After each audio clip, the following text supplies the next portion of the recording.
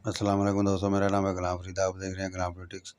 अगर आप अपने एयर कूलर का पंप ठीक करना चाह रहे हैं तो इस वीडियो में आप मुकम्मल ठीक कर सकते हैं।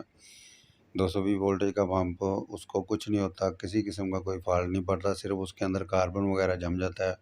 आप लोग उसे ईजी से रिपेयर कर सकते हैं। इसका लाक लगे होते हैं, कोई पेच नहीं होता। सिंपली आपने लाक ओपन करने हैं। डबल बाडी होती है, पहले लाक वाली बाडी थी वो ओपन किया, अब इसका भी लाक है, ये भी लाक ही ओपन करने हैं जैसे मैं ओपन कर रहा हूँ।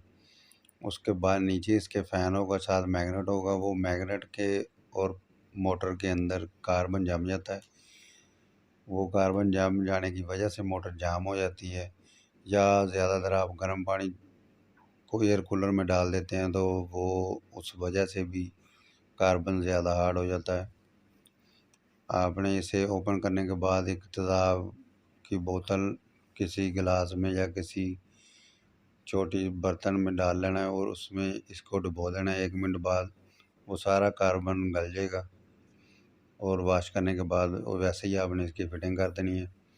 अगर आप सोलर का पंप ठीक करना चाह रहे हैं एयर कूलर का, तो वो भी मैंने पहले से वीडियो दी हुई है, वहाँ पे आप विज़िट करें मेरे चैनल का। वहाँ पे और भी मैंने होम ट्रिक्स दिए हुए हैं, जो आपके घर में ज़रूरत की चीज़ें ख़राब हो जाती हैं, मैं उसे फ्री में ठीक करना आपको सिखाता हूँ, ताकि आप बाहर से पैसे लगाने से बच जाएँ।